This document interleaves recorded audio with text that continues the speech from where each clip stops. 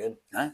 Welcome back. This is Billy with Coach Dooley's List. And once again, if you're enjoying these coaching videos, please like and subscribe to the YouTube page and follow on all of our social media platforms.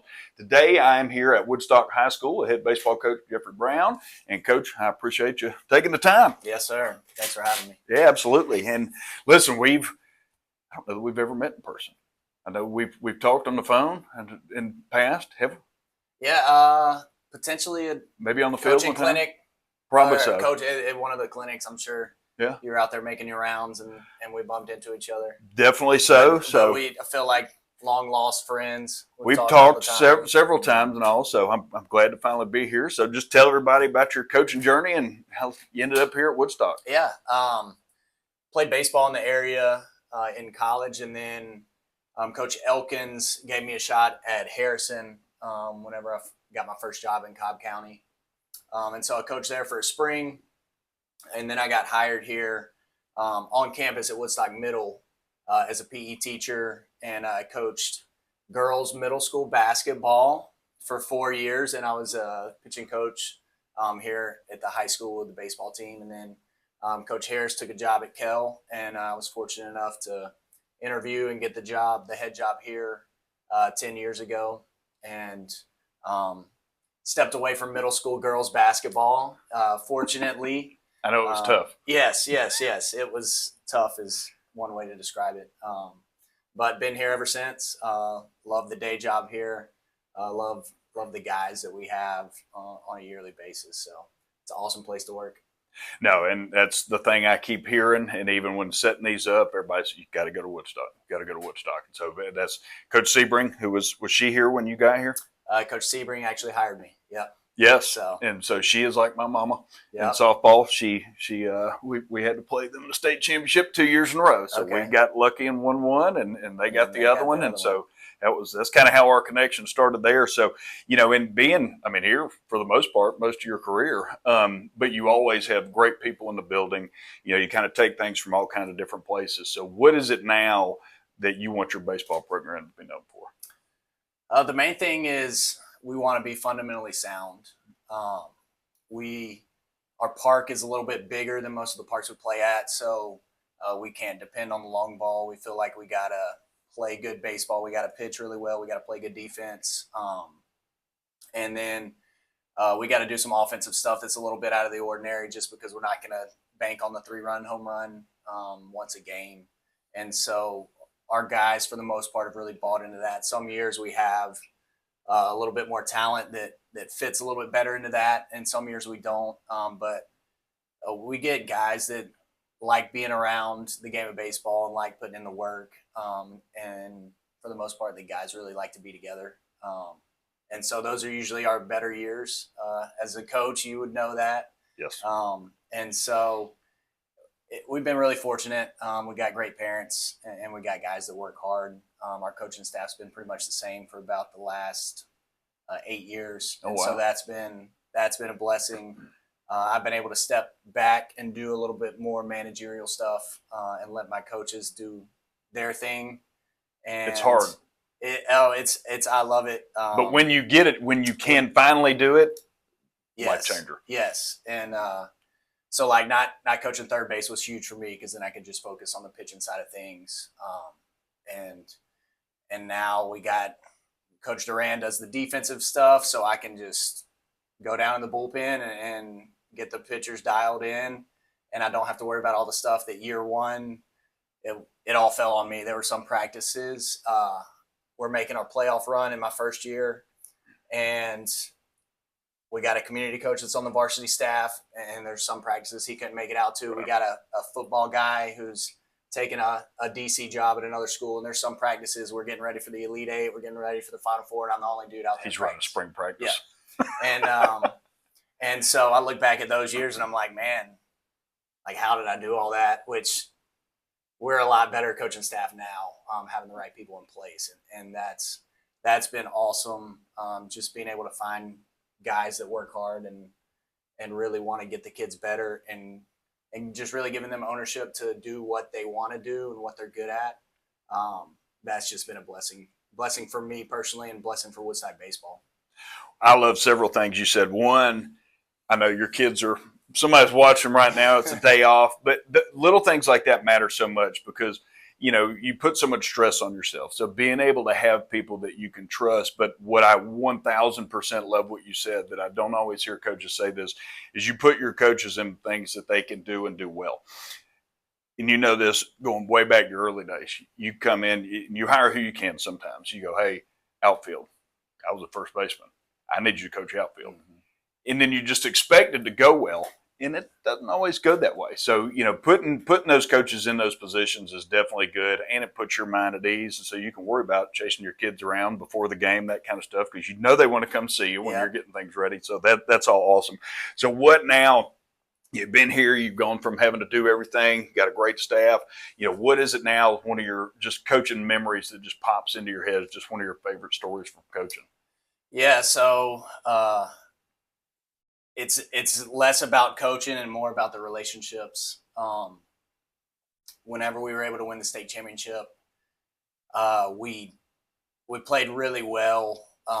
We finished the season. I think we won 10 games in a row in our path to that championship. But everything just gets so hectic during playoffs, and you got short time frames, and you're out of the ordinary routine. And so we finished the game. We beat the team across the street 2 games in a row. We don't give up a run in 2 games. Our pitchers were lights out. Our defense was lights out. And we dogpile, and I was the only coach that jumped in it because the other guys, I guess they had done that before. But like I had told them, like I've been waiting 30-something years of my life to jump in that dog pile. Like I'm going to be in that thing. Yep. And so after the game, we get all our stuff, and it wasn't really until we got on the bus that we could like breathe for the first time in over a month. And we had this bus driver, of all people, and this guy shows up. The school got us a charter bus to go down there, and this guy named Roland, I'll never forget him. Roland is a great name for a bus driver, first of all.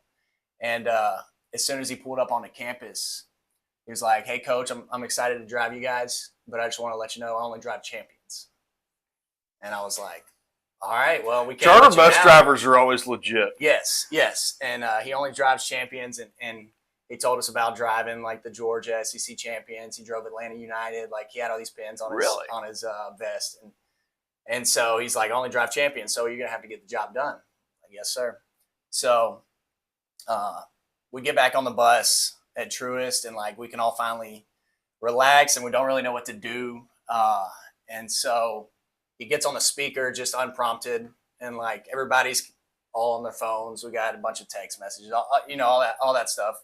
And he just gets on the mic, and he's like, "Hey guys, I told your coach before we even got on the bus, like I only drive champions, and you guys did it." He's like, "And there's a tradition that we do on my bus," and he said he got it from Atlanta United whenever they won. And so like all the lights are on, and he starts playing, I guess it's Baila Conmigos. And yes. And so like our kids are all jacked up, and so they start going crazy, and it's like a party bus atmosphere, and we got coaches going up and down the aisles dancing. And I think it was just like us being together, being able to accomplish that, and then something way out of the ordinary. It just made it like feel even more so special, because like we're all together in that moment, and we can all finally breathe. I even ran into a kid. His younger brother plays on our team now, and he came by, and we were talking about the state championship. He's like, "That's the first game I ever felt like I was going to throw up before the game." And so like, not only as coaches but players, there's just a lot that goes into those playoff runs, and you got 5 straight weeks of playing good team after good team. And so just after the game, after all the adrenaline's worn off, and then just being back together on the bus, and then rolling, making it even more so special. That's like the thing that sticks out to me.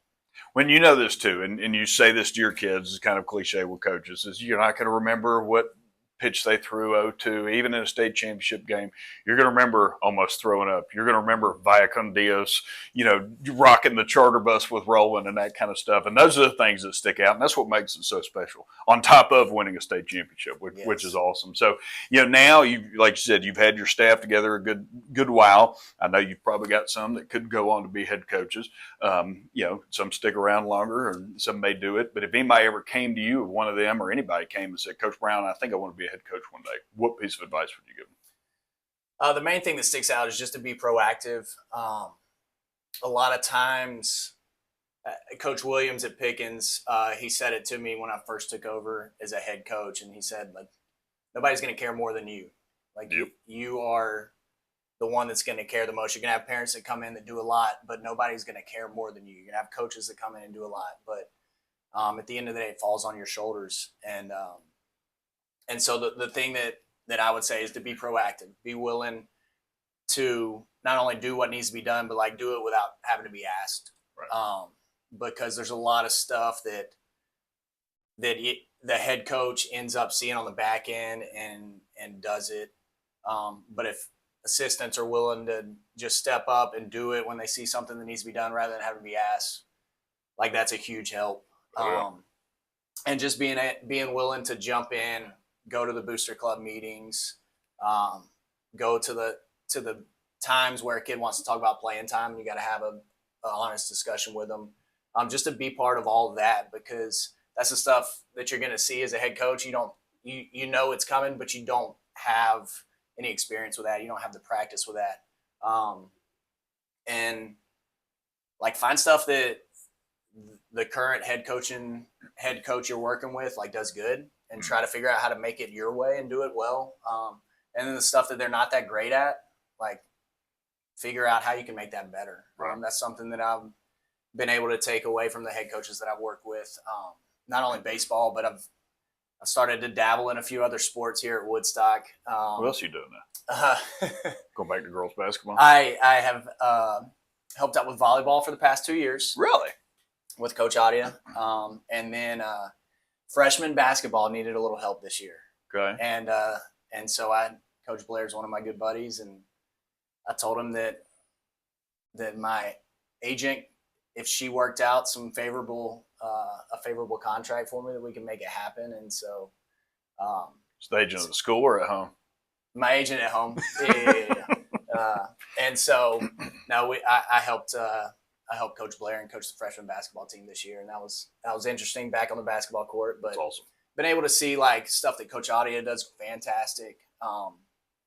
And coaching girls is just different. Hadn't done that in a while. And then Coach Blair's awesome. He does some great things.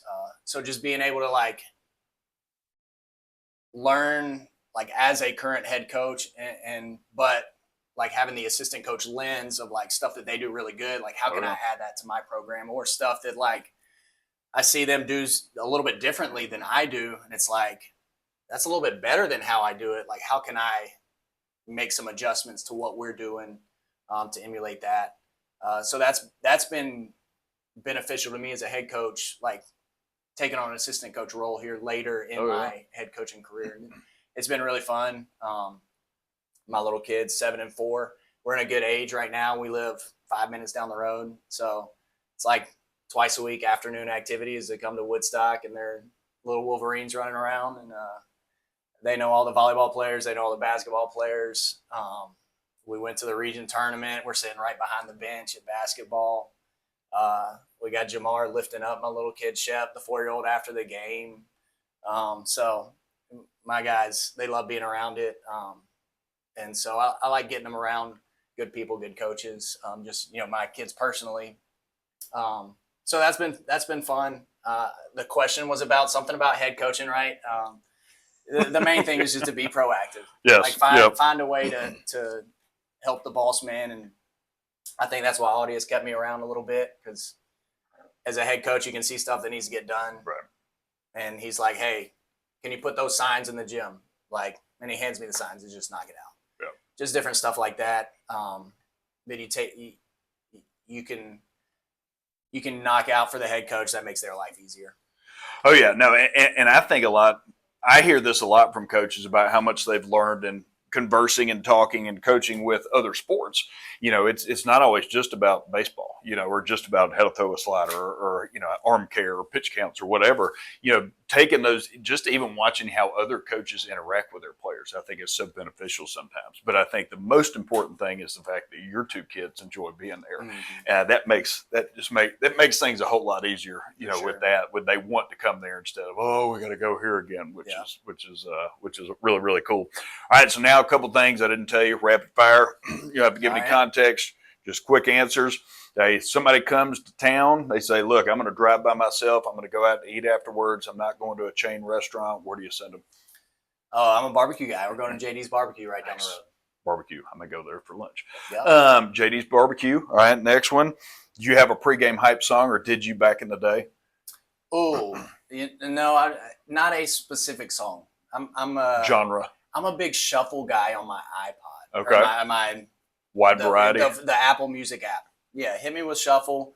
Like, sometimes it hits, sometimes it doesn't, and you click next, and you never know what you're gonna get. Like country, rap. Like, you never know what's gonna get you where you need to be at the right time. And every day's different. Every day's different. Every day's different. Who's the best coach you've ever coached against, or even just somebody who when they're in the other dugout, you're going, here we go? Oh, man. And I know you faced a lot of them. Yeah. There's some really good coaches out there. I've been around a long time at this point. Oh, man. How about this? I'll give you a good, and I hate it when people say young coach, because if you're a good coach, you're a good coach. It doesn't matter how old you are. But the way that he does things is different, and I hate having to prepare for it. And that's why I play him in a scrimmage every year to show us where our true deficiencies are. That's Josh Thomas at Cherokee. Okay. Josh does a fantastic job with how he does things and what they do up there. And so hate and love playing against his teams each year at the beginning of the season. Well, that's what I was just talking to Coach Blair. Is if somebody makes you prepare differently, they're doing a good job, because you get into a routine, especially with baseball. But when you're like, hey, we got to work on this today, and even the kids notice it, and then that changes, changes a lot. Baseball is a routine sport for a lot. Routine. Yes, for sure.